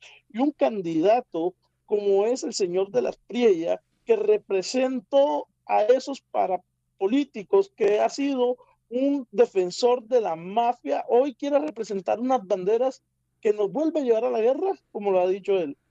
Hemos tratado de llevar a una política de paz. Hemos tenido algunos errores, sí, hay que asumirlos. Pero no podemos volver al pasado y nosotros no podemos volver a tener mente de gallina y debemos de asumir las responsabilidades. Por eso hoy hemos masificado en todo el país, no solamente creo yo que en la ciudad de Bogotá, sino en todos los departamentos, todas las capitales, el salir en la voz de sentir y animar a la gente en que podemos llegar a la segunda vuelta y podemos sumar a ese centro que es la clave decisoria. Porque pudimos entender que la gran mentira que nos vendieron era que de las Priella y la candidata Paloma Valencia estaban en guerra, estaban contrarrestándose unos a otros. Y no, fue una falsa narrativa vendida. Sabíamos que toda la derecha se iba a unificar a la candidatura más fuerte, que fue el de las Priella, y por eso los resultados fueron contundentes. Hoy necesitamos a esos jóvenes, hoy necesitamos a esos electores de Sergio Fajardo, de Claudia López, de incluso el ex candidato vicepresidencial de Paloma Valencia, Juan David Oviedo, que en muchas y largas audiencias o en muchas y largas entrevistas han dicho que nunca votarían jamás por un personaje como el de las Priella. Entonces, este proyecto político ha asumido esa responsabilidad y hoy incluso en aras de poder nosotros pues, llegar a esos electores, hoy la candidatura del doctor Iván Cepeda pues renuncia a esa constituyente de pronto que alejaba mucho al centro y hemos decidido abarcar la discusión para decirle a la ciudadanía colombiana y a las juventudes, hoy son dos modelos distintos, dos modelos que estamos avanzando en una discusión y que pues bueno, hoy le apostamos a que se siga manteniendo estos 4 años de gobierno popular, que sean en las comunidades rurales, que sean los campesinos, que sean las negritudes, que sean todas las comunidades, incluso étnicas, las comunidades sexuales, todos alrededor de este proyecto político que hemos avanzado y que no podemos retroceder ni un paso. No se puede retroceder ni un paso porque los jóvenes en Colombia hoy tienen memoria, sí tienen memoria frente a lo que ha hecho la derecha. Estamos platicando con Juan Esteban Castro Salcedo, dirigente juvenil del Pacto Histórico del Departamento de Sucre, Colombia. Juan, también por último preguntarte qué importancia ha tenido que otros sectores de la juventud, vimos también recientemente ayer y antier, que grupos de K-popers de Colombia se unieron a este llamado de despertar a las juventudes y decir, tenemos que salir a las calles el próximo 21 de junio. ¿Cómo ha sido esta integración también de esos sectores que de pronto parecerían alejados de la política, pero que hoy en día están decididos en votar a la izquierda? Es fundamental eso. Yo creo que uno de los grandes errores de la juventud fue el triunfalismo y el que nuestro candidato pues llevaba las banderas de llegar y ser presidente de primera, en la primera vuelta. Eso alejó a muchos y nos dejó a muchos incluso con reflexiones de incluso ni salir a votar. Muchos de los amigos con los que hemos conversado en las universidades, de muchos sectores sociales, nos decían, es que yo no salí porque estaba convencido de que íbamos a ganar en primera vuelta. No podemos ser triunfalistas. Yo he podido observar cómo estos grandes sectores que me han mencionado hoy están asumiendo la responsabilidad nuestra en grandes capitales y la juventud, óigase bien, hoy la juventud es el gerente de campaña Iván Cepeda. En grandes ciudades como en Bogotá, hace 3 días, después de una derrota que nos dejó un poco golpeados, se marcharon, movilizaron, se unificaron, llegaron a hablar de los errores y de decir que serán ellos actores fundamentales para que en ciudades grandes como Bogotá y como Valle del Cauca, allá en Cali, que son departamentos esenciales, importantísimos en el tema del censo electoral, pues puedan avanzar a ganar en segunda vuelta. Aplicados en todos los municipios. Hoy más de 15 universidades públicas se han dado a asambleas permanentes en apoyo a la campaña del compañero Cepeda. Hoy incluso hoy desde la Universidad de Sucre en Sincelejo, donde es mi tierra natal, estaremos movilizándonos, dando el mensaje y diciéndole a la juventud que a pesar de que en nuestro departamento el candidato ganó con un 57%, debemos de sumar más gente, debemos de avanzar a movilizarnos para poder ganar en segunda vuelta contundentemente. A la derecha se le tiene que ganar arrasando con votos en las urnas y sobre todo, ya lo decías, Juan Esteban Castro Salcedo, dirigente juvenil del Pacto Histórico del Departamento de Sucre, Colombia, es la apuesta por la vida lo que en este momento se está disputando entre Iván Cepeda y Espriella, un proyecto que pone al centro la vida, que pone al centro los derechos de las personas jóvenes y de toda la sociedad. Juan, agradecerte mucho y seguiremos al pendiente de lo que sucede con las juventudes en esta segunda vuelta en Colombia. Gracias y buenas tardes. Muchísimas gracias a todos y todas por habernos escuchado y bueno, no hay que decir más nada. La tarea está por asumir nosotros la responsabilidad histórica que nos dejan y pues bueno, cierro con decir que un gran personaje que nos representa a la juventud, como Jaime Garzón lo dijo, si la juventud no asume la responsabilidad de su país, nadie va a llegar a asumir por ellos. Gracias, Juan. Pues ya lo escuchamos, las juventudes no son apáticas ni son apolíticas, están organizadas y convencidas de lo que es bueno para toda la población y lo que es bueno para las personas jóvenes, no solo en México, sino también ahora en este contexto de Colombia. Son las 2 de la tarde con 33 minutos, estás escuchando Imer Noticias y nos vamos a una pausa. Para que el ruido informativo no te confunda, necesitas un punto de referencia. Imer Noticias con Berenice Rodríguez. Tu punto de referencia. Ya son las 2 de la tarde con 37 minutos hora del centro de nuestro país y continuamos en Imer Noticias ahora con información de los estados. 4 pipas de gas LP presuntamente relacionadas con el trasiego ilegal de combustible explotaron esta mañana en un inmueble de la colonia San Juan Negrete del municipio de Tepeaca, Puebla. Protección Civil de Estado informó que derivado de estos hechos se evacuaron de forma preventiva a 2,000 personas del Hospital General de Tepeaca, así como alumnos y habitantes de escuelas y viviendas aledañas. Hasta el momento no se reportan personas lesionadas o víctimas mortales. Elementos de la Secretaría de Seguridad de Puebla, Protección Civil y el Ejército Mexicano realizan el enfriamiento de las unidades afectadas y aseguran los perímetros de seguridad y la Fiscalía del Estado ya investiga los hechos. La gobernadora de Veracruz, Rocío Nale, desmintió que la periodista Roxana Guzmán Ramírez haya aparecido con vida como se ha difundido a través de diversos medios. Esta tarde fue entrevistada fuera del Congreso de Veracruz, donde afirmó que la Fiscalía del Estado, en conjunto con las fuerzas de seguridad federales y locales, continúan con las labores de búsqueda. Desde el primer momento, tanto la Fiscalía General del Estado como las fuerzas de seguridad federales y locales han estado buscando a la señora. No han parado, mandaron incluso elementos de apoyo, los mandó la presidenta y todavía no están trabajando. Tienen 3 días trabajando y vamos a esperar pues que nos dé la información la Fiscalía. ¿Cuáles son las líneas de investigación, gobernadora? No, están trabajando y nosotros hemos dado tiempo como a cualquier mujer. Estos rumores surgieron luego de que medios de la región de Nanchital dieran a conocer que la periodista había sido supuestamente localizada este jueves. La periodista fue privada de la libertad por un grupo armado que irrumpió en su casa el martes pasado.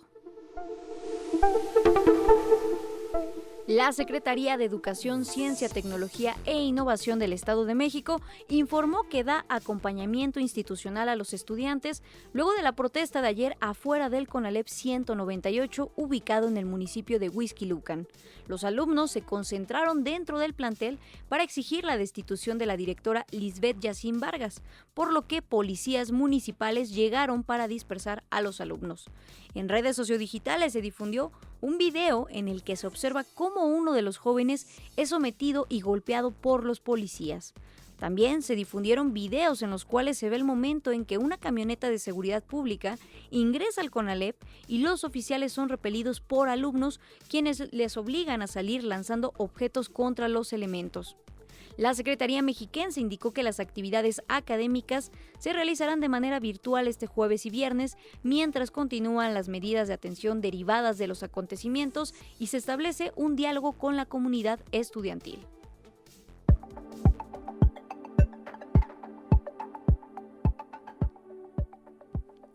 Vamos ahora a la Ciudad de México porque con material de la comunidad del barrio de Tepito, entre playeras, fotografías, balones, trofeos y discos, se presenta en la Galería José María Velasco la exposición Tepito en la cancha y dinastía Duende 50 años, encontrando el oro al final del arco iris. Toda la información con nuestra compañera Carolina López Hidalgo.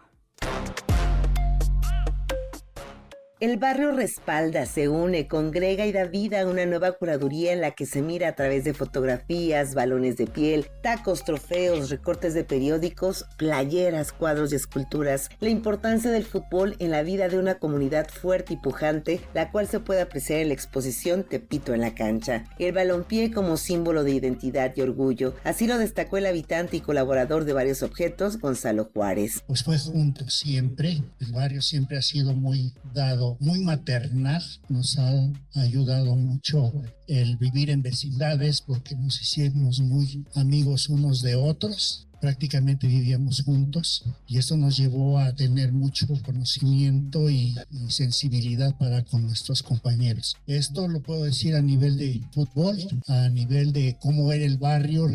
Aunque vivimos en el mismo barrio y en la misma temporada, pero hubo diferentes enfoques. Cada quien vivimos pues, un mundo diferente, por eso es que hay varios puntos de vista quizás sobre el mismo tema.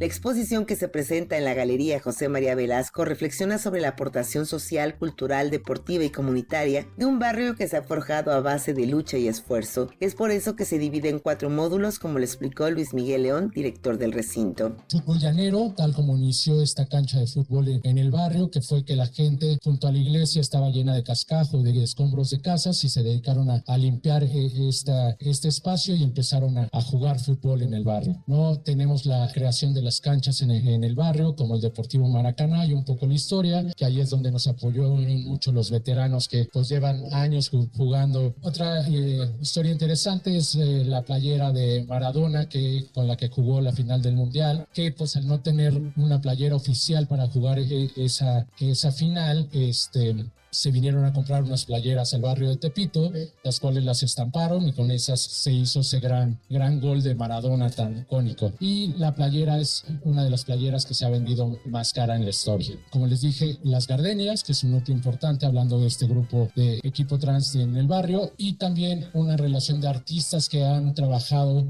el tema del fútbol a lo largo del tiempo y algunos son del propio barrio. Tepito en la cancha reúne obras de artistas como Alfonso Zárate, Demian Flores y Gabriela González, así como fotografías de Alan Carranza, Enrique Medina y Pedro Gomoc, quienes han capturado la esencia de espacios emblemáticos como la cancha del Maracaná, además de objetos del equipo Las Gardenias de Tepito, que son parte de la comunidad LGBTQ y más. Junto a esta exposición, en un apartado de la galería, también se presenta la muestra Dinastía Duende 50 años, encontrando el oro al final del arco iris. Escúchalo, a bailar rumberos de la dinastía Duende,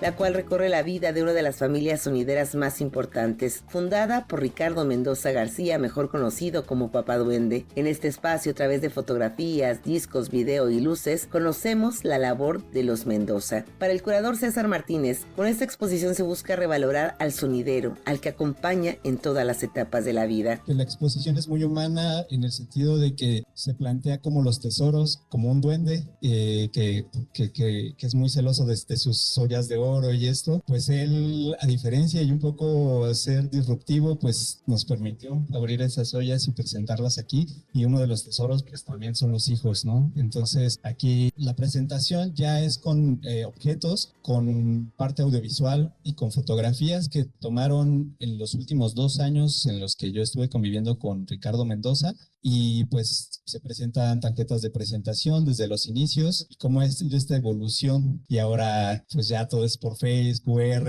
o incluso stickers. El mismo sonido se ha ido adaptando a estas nuevas tendencias o estos nuevos ejercicios, ¿no? Pero lo importante para mí es que sigue trascendiendo, siguen haciendo memoria.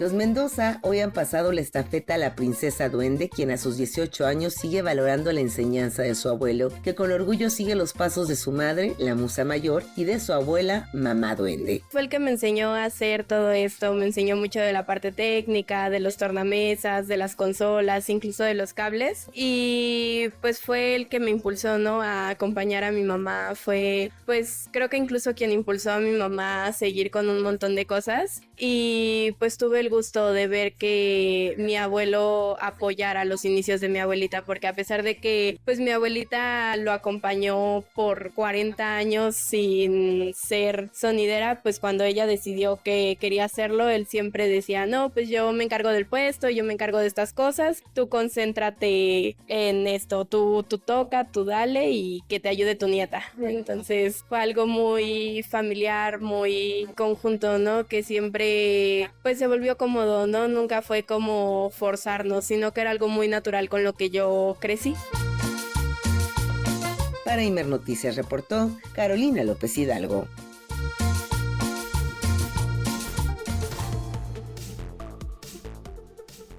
Y en el conversatorio Las mujeres en la profesionalización del fútbol, organizado por el Instituto Nacional de Estudios Históricos de la Revolución, investigadoras coincidieron en que a pesar del crecimiento del fútbol femenil, aún hay grandes pendientes para su inclusión en este deporte, como una mayor visibilidad, estabilidad profesional y también espacios libres de discriminación para las futbolistas. Los detalles con nuestro compañero Alfonso López. Aunque está demostrado que en los últimos 20 años el fútbol femenil ha tenido mayor crecimiento al impulsar ligas y torneos mundiales, también es claro que la profesionalización no significa que se haya alcanzado la igualdad. Siguen pendientes, entre otras, condiciones laborales, salarios más justos, acceso a servicios de salud, mayor visibilidad, estabilidad profesional y espacios libres de discriminación para las futbolistas. Ese fue uno de los puntos abordados por las investigadoras Gabriela Ardila, Claudia Ivette Pedraza, así como las exfutbolistas Ana Paula López y Dilce Delgado, durante un foro organizado por el Instituto Nacional de Estudios Históricos de la Revolución. En el conversatorio hablaron de fútbol femenil desde una perspectiva de investigación histórica y actual, así como la experiencia en cancha y de los alcances de la profesionalización del fútbol para mujeres en países como México y Colombia. La doctora Gabriela Ardila, autora de A las Patadas, historias de fútbol practicado por mujeres desde 1949, publicado en su natal Colombia, explicó la manera en que el fútbol femenil ha cimentado su historia desde la propia experiencia. Al entender que el fútbol practicado por mujeres se ha desarrollado no de manera lineal, en diferentes espacios, con unas luchas también autónomas muy fuertes. Yo entrevisté gente que logró como llegar a cosas más institucionales, como equipos regionales, ligas, y entrevisté a jugadoras que se han quedado en el barrio, que se quedaron en el colegio, que no llegaron a estos espacios, porque la historia del fútbol practicado por hombres se ha escrito principalmente como con unas líneas específicas o eventos, ¿no? Los mundiales o tal mundial, partidos, tales partidos, el maracanazo, el no sé qué. Entonces, las jugadoras que yo entrevisté sin que yo les pidiera, llevaron el archivo privado que ponen en disposición, porque además eso lo que demuestra es que las jugadoras saben que ellas son las responsables de que esa historia se cuente. En vísperas del Mundial Varonil, la doctora Claudia Pedraza, investigadora especialista en temas de género, deporte y periodismo, detalló la manera en que se ha sobreexponenciado a las mujeres deportistas. Refleja una estrategia que se ha vuelto muy común y que creo que además está siendo sobreexplotada en el marco del Mundial.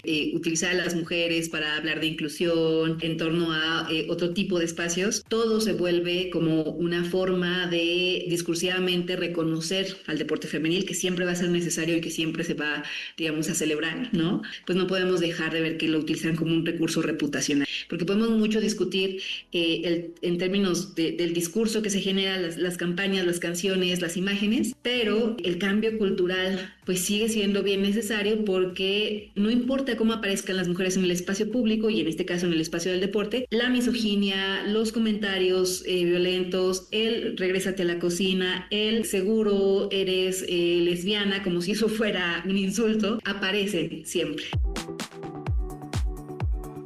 A pregunta expresa, la exjugadora Dirce Delgado habló del impacto que ha generado la apertura a jugadoras extranjeras en una liga que tiene menos de 10 años de formación como la mexicana. Sí ha elevado nuestro nivel, sin embargo creo que la liga tiene que controlar esto, porque si no, con el paso de los años se pueden perder procesos por darle lugar a una extranjera y quitar a una mexicana, o a lo mejor el equipo, el club, equilibrarlo. Pues ¿para quién estamos trabajando? ¿Para nutrir a las selecciones que son nuestras rivales o cómo? Entonces creo que sí tiene lado positivo el hecho de que se mejore la competencia, pero también este lado donde no hay que hacer un lado gente que viene en proceso y que tiene que nutrir a nuestra selección mayor nacional. Así, reconocer los alcances del fútbol femenil también implica reflexionar sobre los desafíos que quedan por resolver en todas las categorías, así como la forma en que se puede contribuir a acelerar sus soluciones de cara al próximo Mundial Femenil que se realizará en Brasil 2027, así como el Mundial del 2031, para el que México, Estados Unidos, Jamaica y Costa Rica han presentado candidatura como sede conjunta. Para Imer Noticias, Alfonso López. Y continuamos hablando de fútbol, porque la Lotería Nacional y la Federación Mexicana de Fútbol develaron el billete conmemorativo de la selección mexicana rumbo al Mundial 2026. Se emitirán 3.6 millones de cachitos para un sorteo con un premio mayor de 21 millones de pesos. Toda la información con nuestra compañera Guadalupe Franco. Guadalupe, buenas tardes. Muy buenas tardes, Berenice. Un saludo a todo nuestro auditorio de Imer Noticias. Esta tarde la Lotería Nacional y la Federación Mexicana de Fútbol develaron el billete conmemorativo dedicado a los 26 integrantes de la Selección Nacional de México rumbo a la Copa del Mundo 2026. Durante la ceremonia, la directora general de la Lotería Nacional, Olivia Salomón, destacó que este billete representa el orgullo de millones de mexicanas y mexicanos que acompañan a la selección en cada competencia internacional. Escuchemos. Porque cuando nuestros colores representan a México ante el mundo, no vemos solamente a un equipo, vemos el orgullo de un país, la ilusión de millones de familias y la esperanza compartida de toda una nación. Por eso hoy la Lotería Nacional les dedica este billete como reconocimiento, como homenaje y como muestra del orgullo que despiertan en millones de mexicanas y mexicanos. Por su parte, el presidente de la Federación Mexicana de Fútbol, Mikel Arriola, señaló que el billete conmemorativo une dos símbolos de identidad nacional, la selección mexicana y la Lotería Nacional, instituciones que forman parte de la memoria colectiva de generaciones de mexicanos. Escuchemos.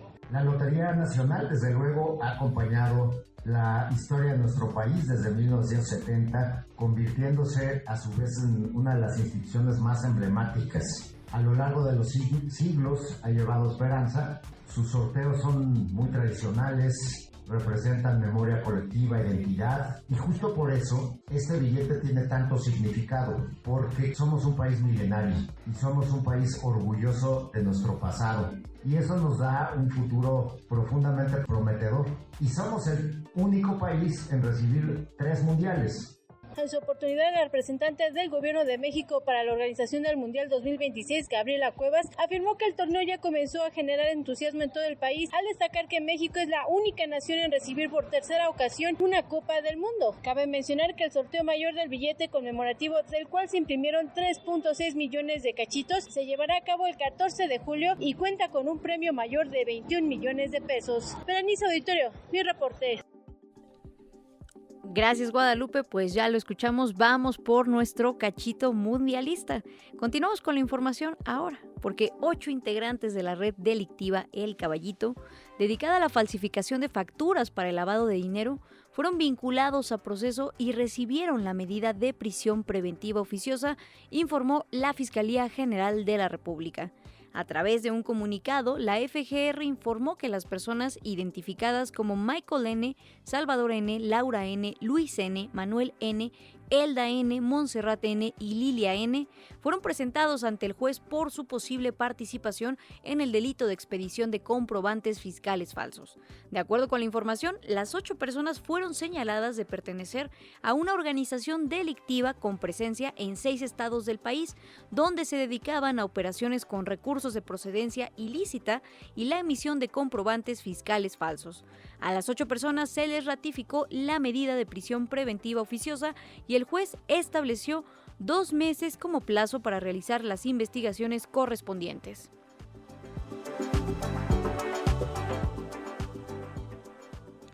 Vamos con actualización del tema del magisterio porque el Gobierno de México propuso a la CENTE fortalecer Pensioniste y crear una aseguradora pública especializada en el pago de pensiones.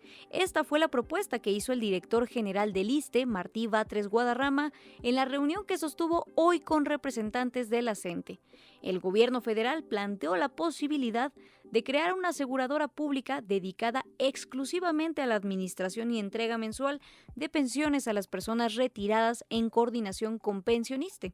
La creación de esta aseguradora fue presentada como la medida más relevante de la propuesta debido a que actualmente no hay ninguna de carácter público con ese fin.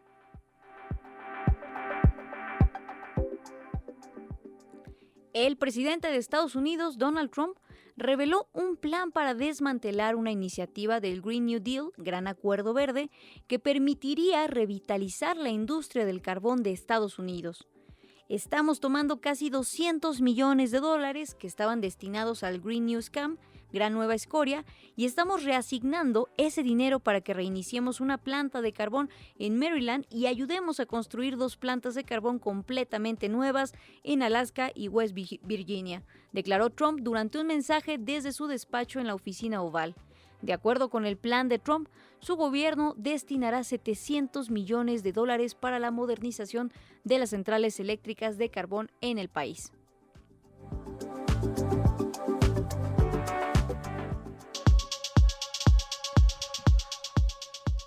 Rápidamente vamos a Infodemia porque el protagonista de esta tarde es el presidente de Estados Unidos, Donald Trump, pues en redes sociodigitales usuarios aseguraron que el republicano amenazó que cortará el comercio con México.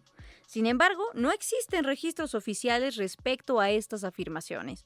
Más bien, sus declaraciones fueron tergiversadas, pues el video que ha sido difundido se refiere a una reunión bilateral entre Trump y su homólogo alemán Friedrich Merz, esto en marzo, en el que el estadounidense habla de otros países, nunca de México. Ahí el desmentido del día de hoy, 4 de junio de 2026. Y como siempre, les recordamos que se pueden comunicar a lo largo de esta transmisión a través de todas las redes de Imer Noticias y al número en cabina. Y les agradecemos mucho que nos hayan acompañado a lo largo de estas 2 horas con toda la información que necesitamos tener para estar informadas, informados o informades.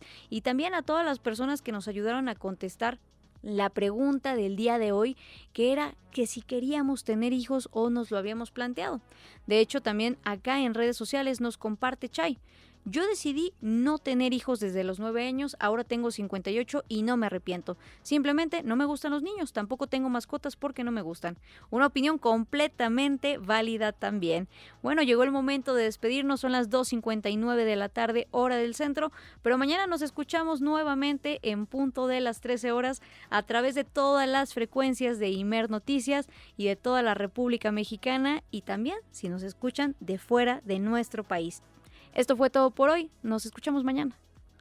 Las opiniones aquí expresadas son responsabilidad de sus autores y no representan la posición editorial de Imer Noticias. El Sistema Nacional de Noticiarios presentó Imer Noticias con Berenice Rodríguez. Tu punto de referencia. Periodismo, desde lo público, contigo.